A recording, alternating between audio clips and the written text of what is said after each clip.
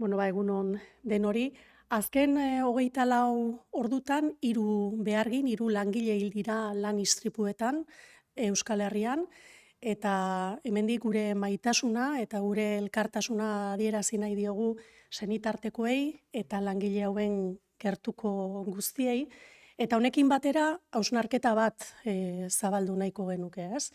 Izan ere, azken aldian ikusten dugu, batzuk badutela interes handian agenda publikoaren erdigunean, lan gatazken, konfliktibidade laboralaren eta absentismoaren kontu ez hitz egiteko, baino dirudi, lanean hiltzea edo lan istripuen auzia, ez dela olako larritasuna sortzen duen gai bat, ez? Gure ustez, honek erabat baldintzatzen du gure konpetitibidadea eta gure ongizatea, eta uste dugu ezin dela gure ongizate mailaren inguruan paparrik atera, normalizatzen baldin badu edo normalizatzen dugun bitartean lanean ari zarela hiltzea, beraz honek ere, uste dut eskatzen duela hausnarketa sakon bat. Decía que en las últimas 24 horas son 3 las personas que han perdido la vida en accidentes laborales en Euskal Herria. Queríamos trasladarles todo nuestro cariño y toda nuestra solidaridad y cercanía a los familiares y personas cercanas a las personas fallecidas, pero además queríamos trasladar una reflexión, ¿no?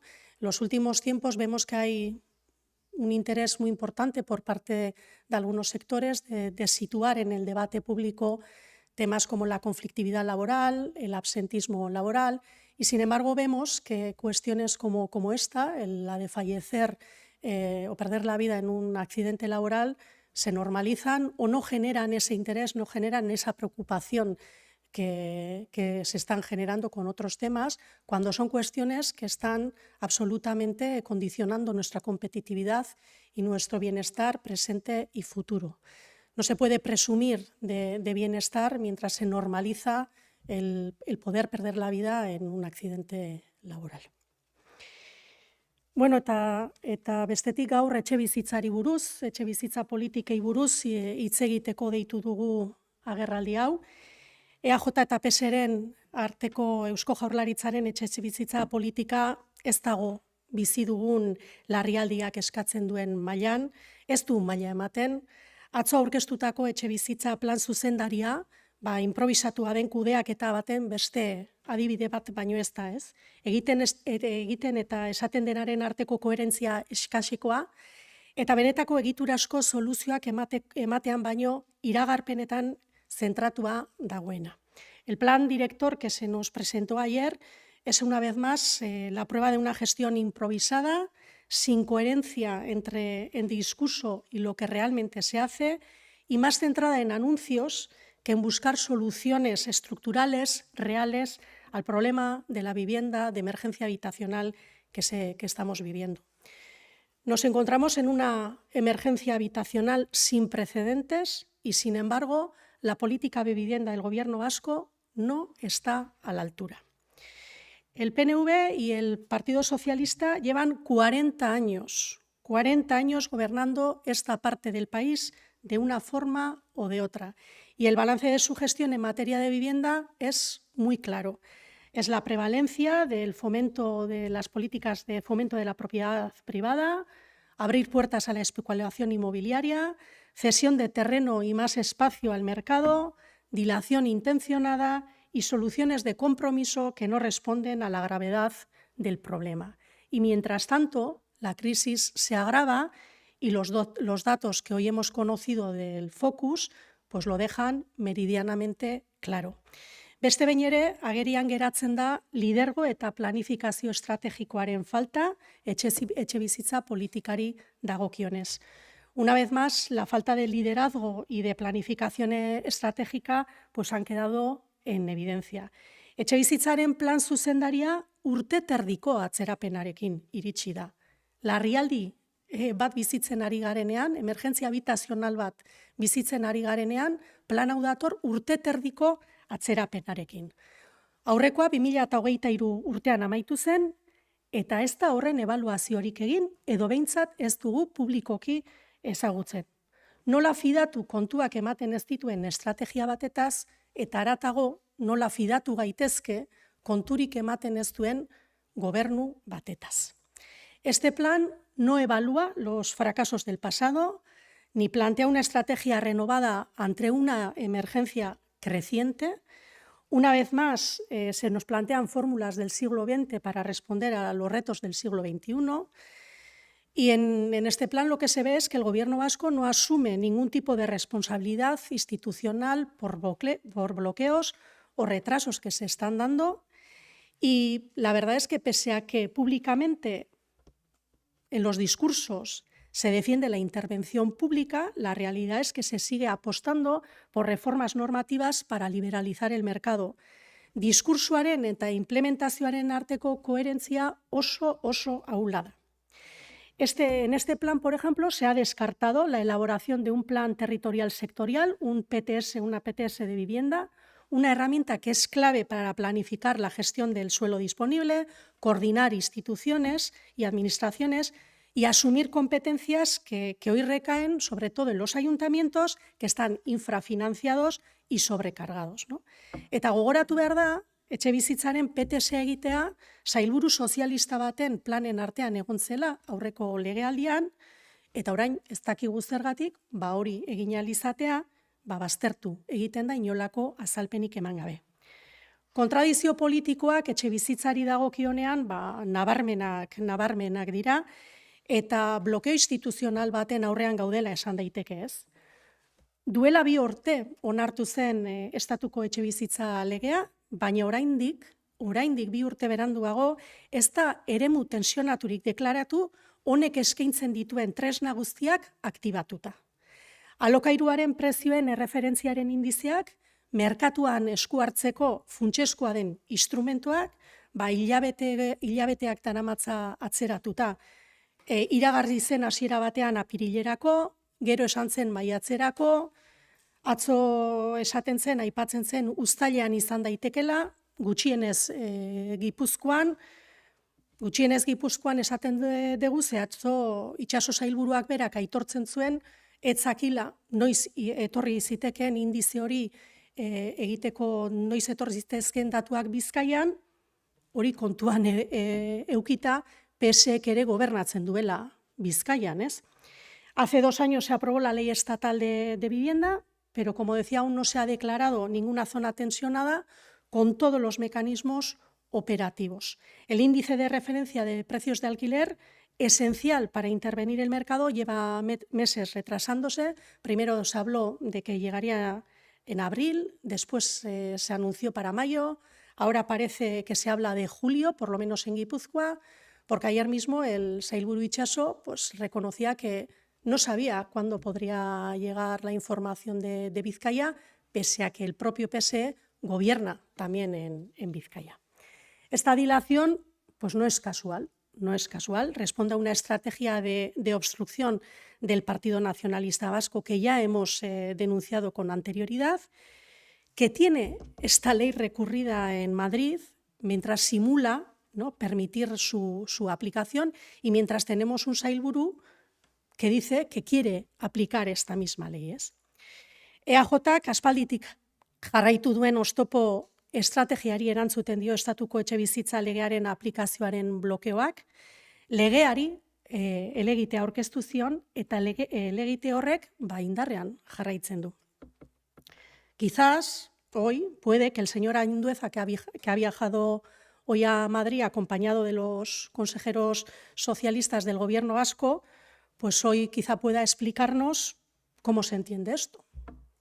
Quizá tiene una buena oportunidad y quizá aprovecha la ocasión para ello, ¿no? La ciudadanía, desde luego, nosotros entendemos que no comprende cómo 2 partidos del mismo gobierno pueden tener posiciones tan contrarias respecto a una ley que dicen aplicar. Eta bitartean, eretmu tensionatuen kudeaketa desproposito bat izaten ari da. Egun batetik bestera, 11 udalerri atera dituzte eretmu tensionatuen zerrendatik, horietako batzuk dokumentazio guztia prestatzen denbora luzea eta baliabide asko jarri dituztenean, ez? Honek udalei suposatzen die izugarrizko lana, suposatzen die izugarrizko gainkarga eta baliabideak eta gastuak horretara bideratzea, eta gure ustez arduragabekeria da, inolako azalpenik gabe, egun batetik bestera, horietako 11 zerrenda horietatik kanpo ustea, eta gainera, atzo ere hitz egiten zen kolaboraziozkoa da omen den edo izan behar duen eredu batetaz, baino guk baiestatu dezakegu komunikabideen bitartez jakin zutela udal horietako batzuk zerrenda horietatik kanpo geratzen zirela. El PNV y el Partido Socialista, nosotras consideramos que están bloqueados en una contradicción insostenible. La pasada semana, Aitor Esteban, presidente del Partido Nacionalista Vasco, despreció la ley estatal de vivienda con datos manipulados, datos que ayer mismo el propio consejero Itxaso tildó de falsos, ¿no? ¿En qué quedamos? ¿Son falsos? ¿No lo son? ¿En qué quedamos? ¿Qué proyecto común se puede uno imaginar que tienen estos dos partidos que conforman el gobierno de la EAE para responder a una emergencia habitacional en estas condiciones, con posiciones tan contrapuestas en una materia que es esencial? ¿Qué credibilidad tiene en estas condiciones este plan de vivienda que se nos anunciaba ayer? Eta bitartean, kontrarreforma bat ere, martxan dago. Estatu mailako legearen garapena oztopatzen den bitartean, ematen du EAJak PSeri 2006ko lurzoru legea erreformatzea inposatu diola. Igizainen lobiari men egiten dien kontrarreforma honek guretzako atzera pauso historikoa suposatzen du. Porque mientras se entorpece la implantación de la Ley Estatal de Vivienda, parece que el PNV ha conseguido imponer al Partido Socialista una reforma de la Ley del Suelo del 2006 con la que el gobierno vasco cede ante el lobby inmobiliario e impulsa una contrarreforma que supone un retroceso histórico. Rebaja los estándares de vivienda protegida y amplía el margen de negocio de las promotoras. El objetivo electoral que se nos mencionaba de 7.000 viviendas, ya en este plan operativo de vivienda que se ha planteado, bueno, pues ya de esas 7.000 se han perdido 1.750 viviendas solo en un año, ¿no? A consta pues, de comprometer la política de vivienda de las próximas décadas. Merkatua liberalizatzearen aldeko autua egiten ari da Jaurlaritza, eta hori da hain zuzen ere etxebizitza larrialdia elikatzen ari dela, ariketzen ari dena, ez? Logika eta interes espekulatiboek gidatutako kontrolik gabeko merkatua. La promoción de vivienda pública es absolutamente insuficiente. El actual plan prevé que solo 1 de cada 5 viviendas sea de promoción pública directa. En un contexto como el actual, esta proporción es absolutamente inaceptable y nuestra propuesta es clara. Apostamos por una redefinición del papel del sector público con capacidad de asumir que 3 de cada 4 viviendas nuevas sean de promoción pública directa y se destinen posteriormente al alquiler. Para ello es indispensable la creación de un fondo público que permita dar una respuesta estructural a la demanda existente a lo largo de la próxima década. Planteamos un fondo de 3.000 millones de euros en 10 años que permita construir 30.000 viviendas, combinando la financiación pública con la participación de entidades sociales comprometidas con el derecho a la vivienda. Gure proposamena argia da. Sektore publikoaren rola berdefinitzea, etxebizitza berrien 3 lau sustanbe publiko zuzena izateko gaitasuna izatea, eta horiek alokairura bideratu ahal izatea. Horretarako funtsezkoa da hurrengo hamarkadan egongo den eskariari egiturazko erantzun emateko aukera emango duen funts publiko bat sortzea, 3.000 milioi euroko funtsa proposatzen dugu 10 urtean, 30.000 etxebizitza eraikitzeko aukera emango duena, finantziaketa publikoa eta etxebizitza eskubidearekin konprometitutako gizarte erakundeen parte hartzea konbinatuz. Baina ez da nahikoa eraikitzea, merkatuan ere era argian esku hartu beharra dago, eta espekulazioak eta etxebizitzak aktibo finantziero gisa baliatzen duen deriba rentistak eragindako desberdintasunak gelditu egin behar dira. Es necesario cambiar la regulación de pisos turísticos para que no acaparen todo el parque de vivienda, hay que movilizar las miles de viviendas vacías y hay que establecer mecanismos efectivos para controlar los alquileres. Junto con ello será necesario optimizar el uso del parque de vivienda ya construido y es posible, desde nuestro punto de vista, generar entre 20.000 y 30.000 viviendas actuando en el actual parque de viviendas. La verdad es que lamentamos que el Partido Socialista de Euskadi asuma las políticas de vivienda del socio preferente del Partido Nacionalista Vasco. El matrimonio de convivencia que representa la coalición de gobierno solo satisface a quienes quieren seguir haciendo negocio con la vivienda.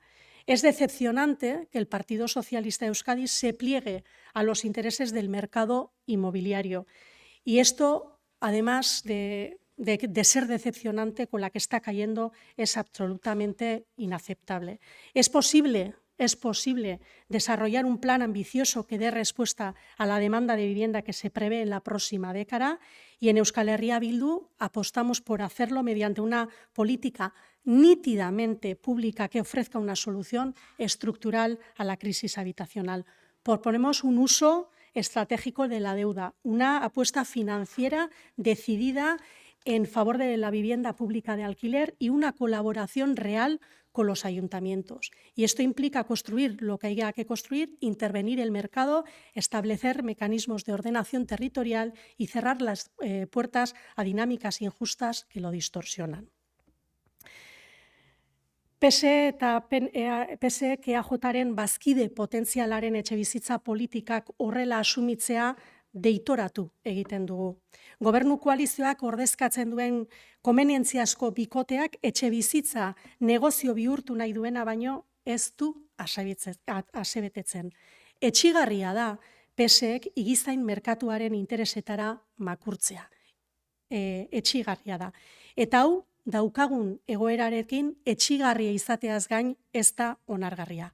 Posible da, alternatiba dago, datorren hamarkadarako aurreikusten den etxebizitza eskaerari erantzuna emango dion anbizio handiko plan bat gauzatzeko. Eta Euskal Herria Bildun horren aldeko hautua egiten dugu. Etxebizitzaren larrialdiari egiturazko konponbidea eskainiko dion politika publiko benetan publikoa den politika baten bidez. Zorraren erabilera estrategikoa proposatzen dugu. Alokairurako etxebizitza publikoaren aldeko apustu finanziero irmoa egitea eta benetako lankidetza udalekin. Horrek esan nahi du, eraiki behar dena, eraiki behar izango dela, baina baita ere merkatuan esku hartu behar dugula era argian, lurralde antolatzeko mekanismoak ezarri behar direla eta desitxuratzen duten dinamika bidegabei ateak itxi egin behar zaizkiela. Nerea galderen txanda irekiko dugu orain, norbaite galdera badoka mikro askatu eta bertatek egiteko galdera.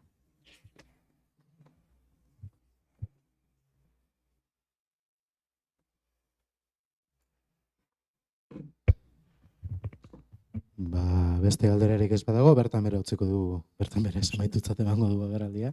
Eskerrik asko, Nerea. Oso ondo.